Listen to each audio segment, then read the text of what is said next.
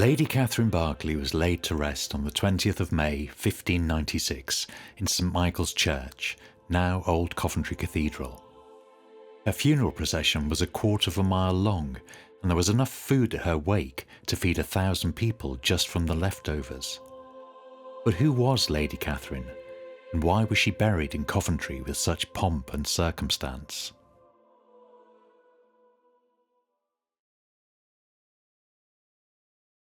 This is Caludon Castle, now just a remnant of a medieval building in a public park on the outskirts of Coventry, but once a grand manor house owned by some of England's most illustrious families.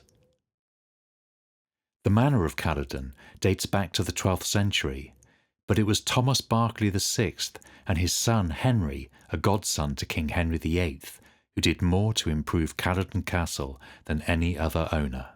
The Berkeleys succeeded to Caludon in 1494 and spent nearly 140 years there until 1631. Theirs was the heyday without a shadow of a doubt. They've got huge estates in Gloucestershire, and yet in the latter half of the 16th century, Henry Berkeley and his wife Katherine much prefer Caludon, and they decide to make it much more comfortable. Henry and Katherine may have preferred Caludon's more cosy, intimate feel, but the quality of hunting available at Caludon perhaps also explained their enthusiasm for the place. Henry the Harmless, as he's dubbed in Berkeley family history, was a generous and humble man. He gave daily to the poor at the castle gates and was renowned for sitting at low table with the low-ranking guests rather than with the great nobility during their Christmas parties. Detailed accounts kept by the family's steward, John Smith, provide a fascinating insight into life at Caludon under Henry and Katherine's ownership. John Smith was an administrator and a steward to the Berkeleys, but he was an extremely assiduous collector of material and produced a history of the Berkeley family. The Berkeleys brought Caludon to life. They're connected with King Henry VIII, they're connected with Elizabeth I. They were great entertainers.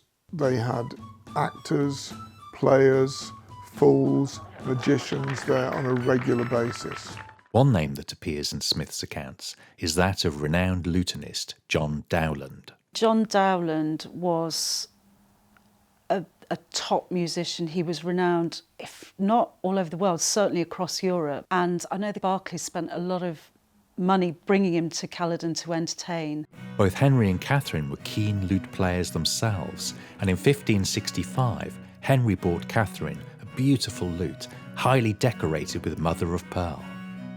Unfortunately, Queen Elizabeth had already offered 100 marks for the instrument, and she was not pleased at being outbid. Lady Katherine came from the powerful Howard family and already had a volatile relationship with the Queen. Both her father and her brother were executed for treason. But Elizabeth did agree to be godmother to Henry and Katherine's son, Thomas.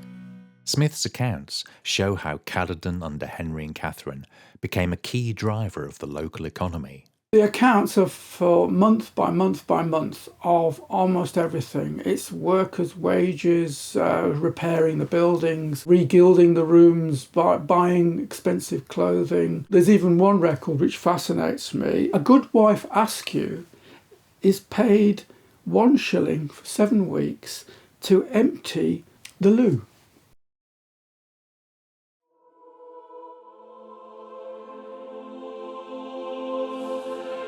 When Katherine died in 1596, Smith describes her being laid to rest with the greatest state and honour that for many years before had been seen in the city or in those parts of the kingdom.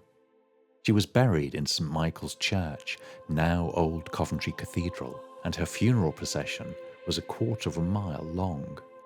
Henry organised a characteristically generous wake at Caludon afterwards, with enough food to feed 1,000 poor people from the leftovers. The vast expense associated with their lavish lifestyle surpassed Henry and Katherine's income.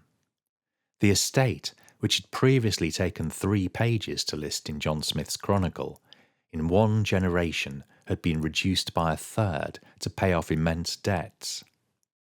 In 1631, because of the financial predicament that the Berkeleys continued to find themselves in, they had to sell the Caludon estate to Thomas Morgan of Hayford Manor in Northamptonshire.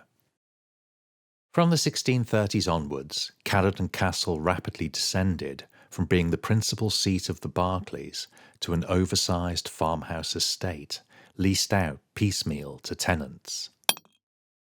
The state of the main castle building declined rapidly, and it had to be demolished between 1730 and 1748, with only the fragment of the medieval chamber we see today remaining.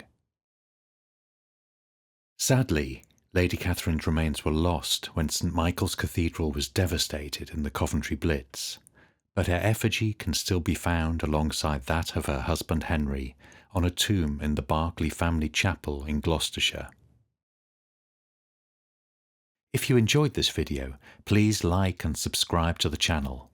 We're aiming to post new content about the history of Coventry and Warwickshire weekly.